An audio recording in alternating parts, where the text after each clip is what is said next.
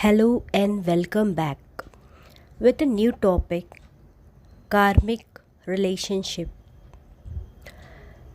Really important meetings are planned by the soul long before the bodies see each other. We tend to give the word karma a negative meaning. However, this is not quite right. Karma is not something we have to suffer for a lifetime or carry with us like a heavy burden. Our body is given only one life. However, for the soul dwelling in the body, this is neither the first nor the last life, but one of many beautiful and valuable experiences. And in each of these lives or experiences, we come to learn a lesson.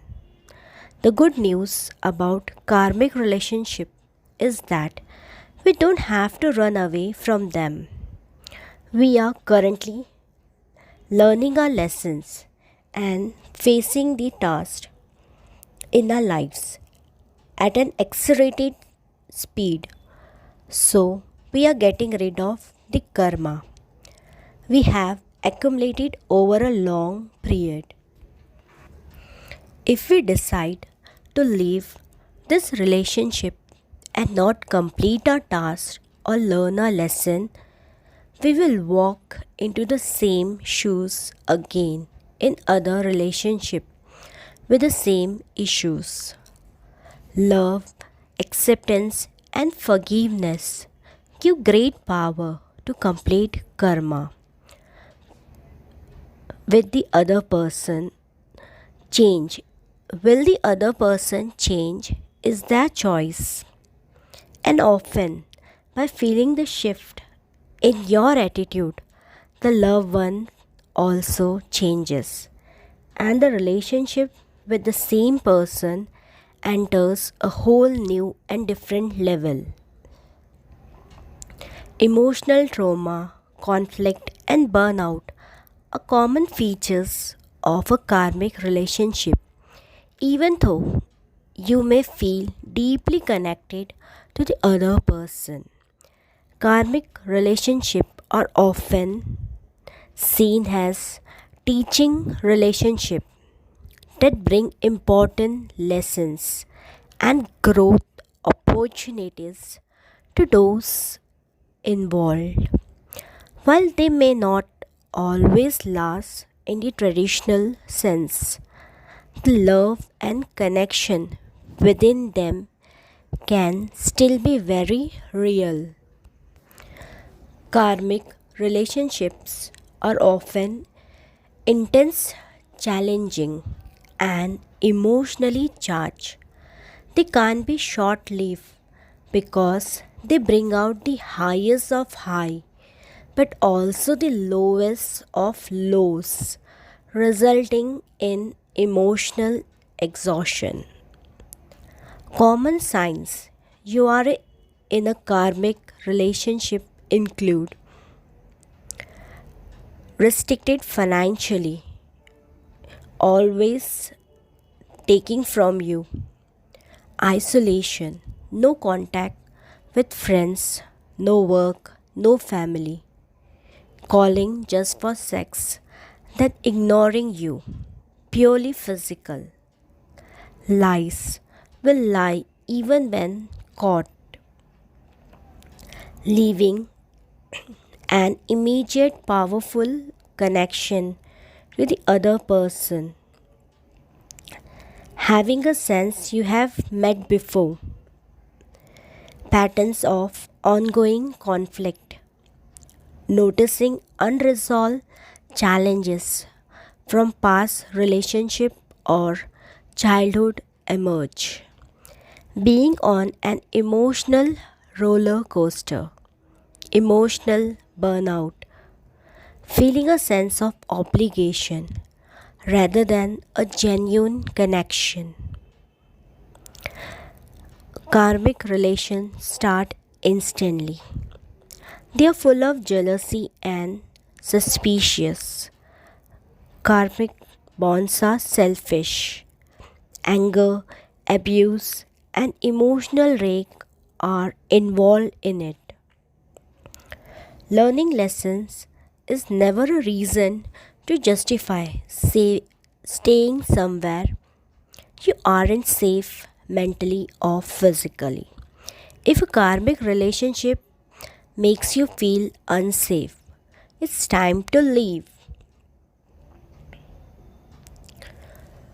Self help tips to consider: gathering a positive support network to reinforce your decision. Second is develop self care routine practices that emphasize self love and forgiveness. Gradually decrease the time you spend in the relationship, focusing on visualizing your future to help keep your forward momentum. Involving a professional mediator. Six is learn to love and respect yourself. Seventh, try to remove your deepest fears. 8. Develop your self esteem. 9. Try to love and respect others in your closest relations. 10. Express your emotions freely. When it comes to karmic relationship, it is not about ending the relationship. It is about ending the karma. Karmic relationship happens to everyone at least once in a lifetime. You meet your karmic partner by destiny, even when you're not searching. Karmic relationship negatively affects your growth. They are very toxic. Karmic partners are selfish. Karmic partners only look after their own interests. The lack of healthy boundaries may often result in abusive or codependent relationship. Karmic partners are controlling. Karmic partners are overly possessive and wish to control and own their partners. Karmic relationship brings out your worst fears. They will force you to face your worst fears, like fear of rejection, abandonment, or loss. A karmic partner will bring out the worst in you. How to break through this karmic cycle? Keep doing the right things for several lifetimes. Remain in your present circumstances. Team up with good people you don't like. Fourth, watch your choices. Fifth, choose a different thought. Sixth, do good. Every positive deed is a merit, and every negative deed is a sin. In your earthly birth, you're constantly setting scores and simultaneously creating new ones that are settled in subsequent lives. Few more signs of a karmic connections are: first, repeating the same pattern. Second, you are dependent on this person. Third, they bring out your dark side. Fourth, they don't last. Fifth, they feel upset when you transform. Sixth, they don't inspire you to grow. Seventh, they bring up your worst fears. 8. This person is controlling. Getting out of your karmic cycle, everything is karma. We come into this world with a specific karmic treasury. You do this by healing your core wound. Your core wound holds you in a negative cycle, which puts you in situations that affirm your core beliefs. Karmic soulmates are attracted to you when you are in low vibration. A karmic relationship can be very painful, and for that reason, it teaches you many important life lessons that will help you later down the road so that you don't repeat the same mistakes again. When it comes to karmic relationship, it's not about ending the relationship, it's about ending the karma. There are three types of karmas.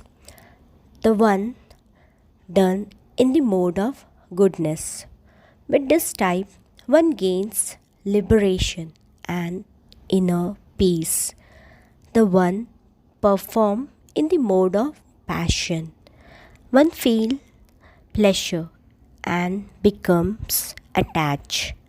The one done in the mode of ignorance. In this type, one experiences the downfall of the mind, body, and soul. Karmic debt in a nutshell. I want to change, but my past haunts me. Raj, a visitor, said to me recently, I constantly feel guilty for my sins. How do I get rid of my baggage? Two things will follow you to your grave, I reply. Want to guess? My karma and creditors, I joke. One comes with baggage and the other come with the bags. He laughed, a nervous laugh. One is debt, I added, and the other a debt collector.